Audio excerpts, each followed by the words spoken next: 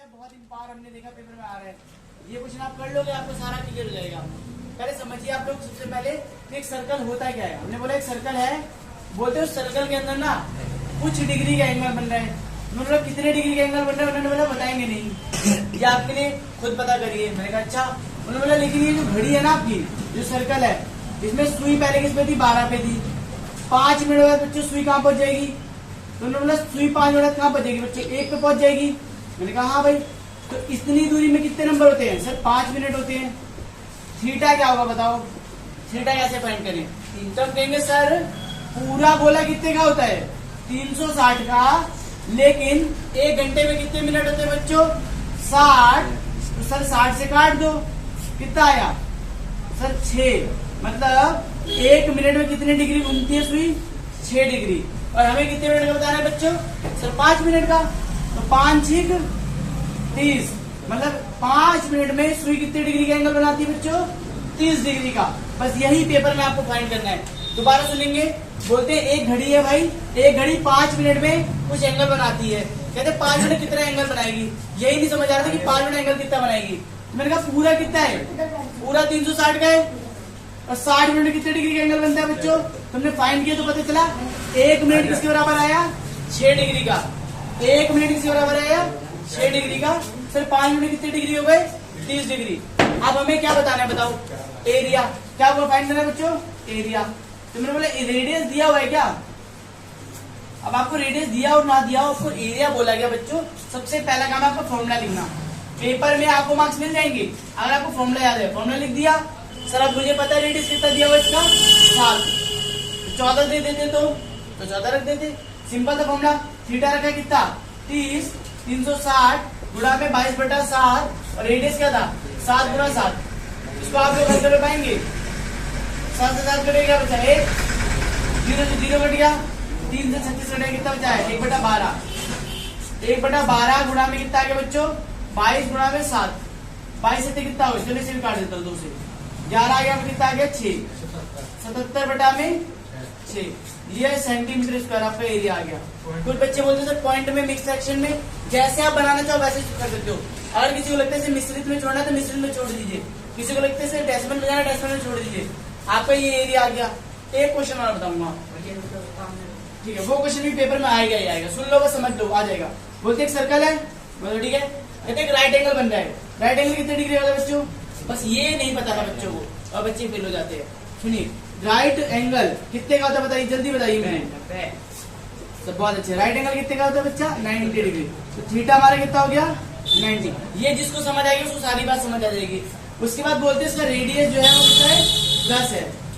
और आप मेरी बात समझिए, बोलते इसका माइनर निकालना, क्या निकालना है, माइनर। अभी सर आपने माइनर का बताया था। माइनर क्या होता है बच्चों, लघु। लघु माने छोटा। एक सर्कल में मान लो यहाँ से लाइन गई, अरे ये क्या हो गया माइनर, ये क्या हो गया बच्चों, मेजर। सर माइनर और मेजर का कोई फॉर्मूला होता है, नहीं, कोई फॉर्मूला नहीं है। और आप यहाँ से ट्रिक के द्वारा निकाल सकते हो। मान लो आप यहाँ पे एक लाइन काट दो, लाइन खींच दी, कितने डिग्री का एंगल बन रहा है यहाँ पे, 90 डिग्री। तो मेरी बात सुनना ध्यान से, मुझे ये निकालना है, तो कौन सा फॉर्मूला लगाऊं मैं बताओ। सर ये पूरा तो सेक्टर होता है, पहले सेक्टर का एरिया निकाल लेते हैं, चलो निकालते हैं। सेक्टर एरिया का फॉर्मूला बताओ क्या होता है, सर थीटा अपॉन 360 गुणा में पाई आर स्क्वायर। पाई की वैल्यू कितनी है बताओ सर, 22। रेडियस कितना है आपके पास सर, 10 × 10। थीटा कितना था आपके पास बताओ, 90 डाल दो। सिर्फ बच्चों में बताओ, पुट करके नंबर मिल जाएंगे आपको। पुट करना है दिमाग से, पढ़ के आराम से। सर 0 से 0 कट रहा है, काट दूं, काट दो। 9 एकम 9, 9 चौक 36। अब देखिए 4 के बाहर से काटिए इसको, ये 2 से काट दीजिए, 2 का 11 हो गया, यहाँ बचा 2, 2 से 10 को काट दीजिए, कितना गया 5, 11 पंजे 55, और गुणा में 0 तो क्या लगा देंगे 0, नीचे क्या आ गया 7। सर ये एरिया किसका आ गया भाई, ये एरिया आ गया पूरे का। लेकिन क्या आपसे पूरा पूछा है, नहीं, आपने पूछा इतना। तो एक काम करते हैं, इस पूरे में से क्या ट्रायंगल हटा दें, ट्रायंगल का एरिया हटा देते हैं, बच जाएगा ये वाला। अब ट्रायंगल के एरिया का फॉर्मूला पता है आपको, मुझे तो पता है सर। राइट एंगल ट्रायंगल का फॉर्मूला क्या होता है बताइए, राइट एंगल ट्रायंगल, पहले समझिए, मैंने कई बार बताया राइट एंगल ट्रायंगल का फॉर्मूला, बड़ा आसान बताया है, छोटी क्लास से बताता रहा हूँ। 1/2 बेस इंटू हाइट, 1/2 आधार गुणा ऊंचाई, तो 1/2 रखा सर। अब बताओ इसका आधार क्या देगा बच्चों, बताओ, आप बताओ बेस क्या होगा, तो आप दिमाग लगाओ बच्चों, ये रेडियस ही तो है जो बेस का काम कर रहा है, तो बेस कितना हो गया 10, और हाइट कितनी जाएगी बच्चों? सर हाइट भी 10 ही हो जाएगी।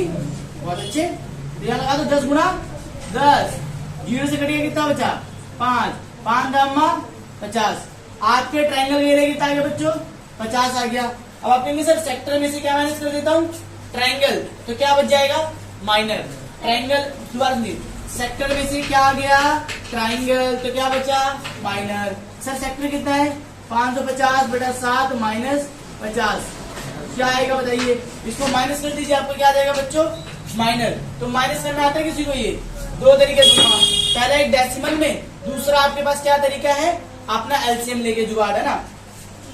सर 7 और 1 का दिन तो सबको पता है सर, 7 ही आना है, ये तो सिखाई रखा है। 550 का 550 आ गया। 1 के बारे में 7 कितनी बार आता है सर? 7 बार में। 7 गुणा 5, 7 पंजे 35 और 0 लगा दीजिए। 350 माइनस करने कितना आएगा बच्चों? 200। 200/7 सेंटीमीटर स्क्वायर हो गया, किसका? आपका माइनर एरिया। आपने एक चीज देखी, मैंने कितने आसानी से आपको सवाल बता दिया। सिर्फ आपको एक चीज याद करनी थी, क्या भाई सर हमें सेक्टर दिया तो पहले सेक्टर एरिया निकाल लो, पेपर में परेशान मत होना। सेक्टर निकाल दिया, फिर मैंने कहा सर ये ट्राइंगल था, मैंने ट्राइंगल निकाल लिया। फिर मैंने कहा भाई मुझे तो ये चाहिए ना, तो मान लीजिए एक एग्जांपल के लिए, ये आपकी कुल्फी, तो कुल्फी के ऊपर चढ़ी मलाई, तो हमने कहा कुल्फी माइनस करो तो क्या बचेगी? मलाई। तो ये दिमाग मैंने यहाँ लगाया। देखिए यहाँ पर क्या है बच्चों, एक तरीके से आपका पूरा सेक्टर बन रहा है, सेक्टर में से ट्राइंगल हटा दिया तो क्या बचा? माइनर। 2 क्वेश्चन हो गए, क्वेश्चन नंबर 1 और क्वेश्चन नंबर 2, ये दोनों मैं हटा देता हूँ, अलग अलग कर देता हूँ ना, ये दोनों आपको पेपर में देखने को मिलेंगे। और आप नोट डाउन करना चाह रहे हैं, क्वेश्चन नंबर 2 ये रहा, बिल्कुल अलग, है ना। क्वेश्चन नंबर 1 कहाँ है? ये रहा। ये दोनों के दोनों पेपर में आएंगे ही आएंगे, ठीक है, नोट डाउन कर लीजिए।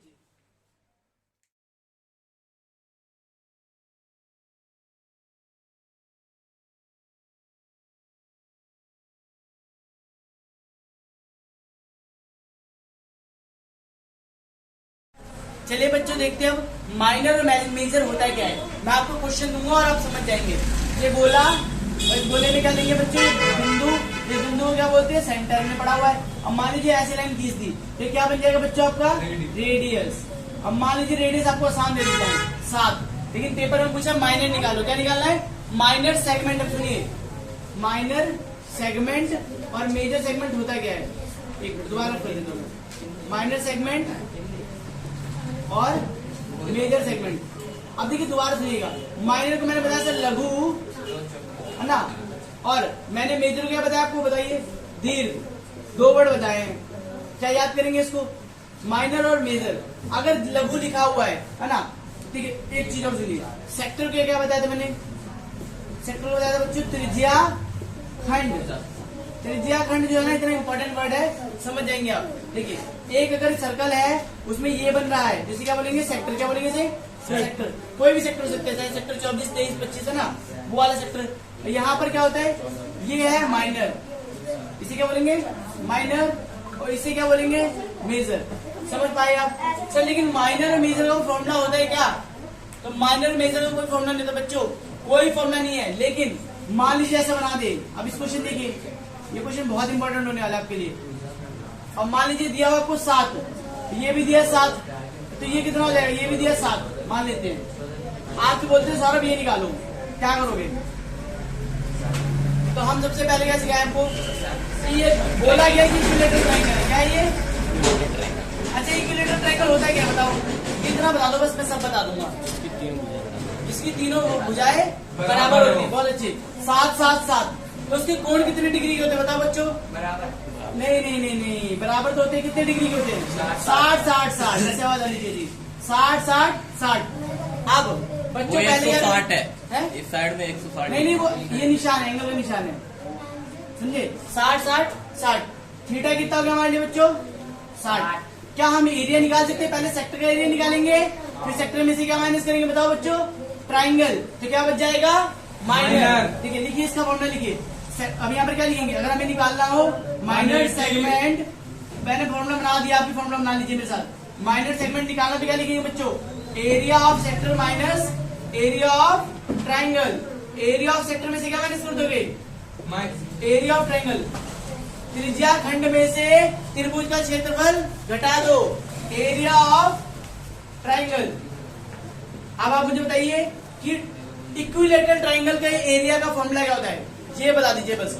इक्विलेटरल ट्राइंगल के एरिया का फॉर्मूला, जितने पढ़े लिखे बच्चे अपने आप को मान रहे बताइए क्या होता है इक्विलेटरल एरिया का ट्राइंगल, बताइए इक्विलेटरल ट्राइंगल का एरिया का फॉर्मूला बताइए। क्लास 9th 8th में मैंने दोनों में बताया था आपको, है ना। देखिए याद करिए, रूट 3/4 a का स्क्वायर, ए क्या होता है बच्चों, भुजा। ये फॉर्मूला है इक्विलेटरल एरिया का ट्राइंगल।